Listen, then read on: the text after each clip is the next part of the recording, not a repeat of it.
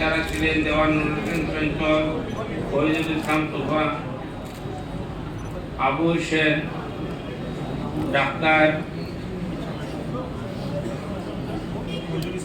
ফরিদুল ইসলাম, এরপরে এনামুল চৌধুরী, আশরাফ ভাই, শাহজিদ ভাই, এনামুল চৌধুরী সহ লুৎফুর রহমান সাহেব সহ অনেক নেত্রী, হাবিবুর রহমান সাহেব সহ অ্যাডভোকেট হাবিবুর রহমান সাহেব সহ অনেক নেতৃবৃন্দরা নেতৃত্ব দিয়েছিলেন। অনেক আজকে আমাদের মধ্যে নেই। আমি তাদের বিদেহী আত্মার মাগফিরাত কামনা করতেছি এবং আল্লাহ রাব্বুল আলামিনের কাছে প্রার্থনা করতেছি তাদের সবাইকে যেন আল্লাহ বেহেশতের সর্বোচ্চ স্থান জান্নাতুল ফেরদৌস দান করেন।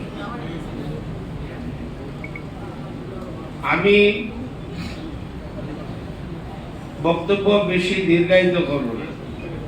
আওয়ামী লীগের ইতিহাস, ত্যাগের ইতিহাস জাতির জনক বঙ্গবন্ধু শিখিয়ে গেছে। ত্যাগ তিতিকার মাধ্যমে আওয়ামী লীগ প্রতিষ্ঠিত হয়েছে। আওয়ামী লীগের ইতিহাস শোষণ বঞ্চনার ইতিহাস, শোষিত বঞ্চিত মানুষের পক্ষে কাজ করার ইতিহাস, ভাষা আন্দোলনের ইতিহাস, 54 নির্বাচনের ইতিহাস, 58 সালে আইয়ুব খানের সামরিক শাসনের বিরুদ্ধে আন্দোলনের ইতিহাস, 62 শিক্ষা আন্দোলন, 66 ঐতিহাসিক 6 দফা, 69 গণ আন্দোলন, 70 নির্বাচন, 71 মহান মুক্তিযুদ্ধ। এই যে প্রত্যেকটি ইতিহাস আওয়ামী লীগকে বাদ দিয়া কোন ইতিহাস রচিত হয় না। লীগের নেতৃত্বে প্রত্যেকটি আন্দোলন সংগ্রাম হয়েছে। মহান মুক্তিযুদ্ধের মাধ্যমে বাংলাদেশ স্বাধীন হয়েছে, সেখানে নেতৃত্বে ছিল বাংলাদেশ আওয়ামী লীগ।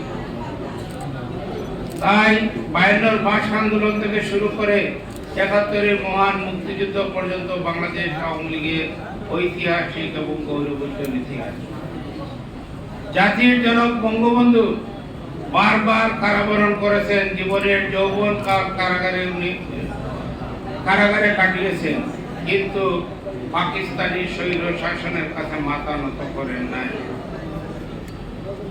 আমরা সেই বঙ্গবন্ধুর আদর্শের সৈনিক জননেত্রী শেখ হাসিনার নেতৃত্বে আজকে বাংলাদেশ এগিয়ে যাচ্ছে। বঙ্গবন্ধুর স্বপ্ন ছিল সোনার বাংলা।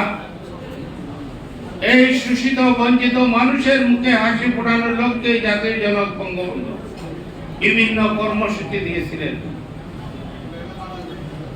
কিন্তু 1975 সনের 15ই আগস্ট সেই 71 যুদ্ধাপরাধী দেশি বিদেশি ষড়যন্ত্রের মাধ্যমে জাতির জনক বঙ্গবন্ধুকে হত্যা করা হয়।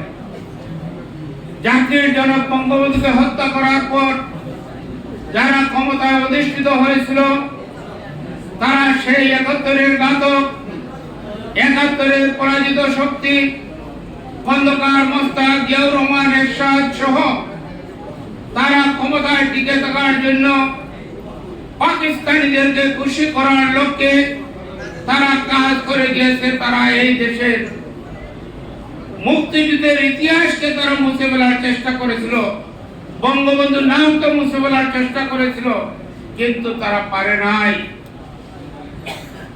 তারা পারে নাই। এই দেশের ছাত্র সমাজ, এই দেশের বঙ্গবন্ধুর আদর্শের কর্মীরা বেঁচে ছিল।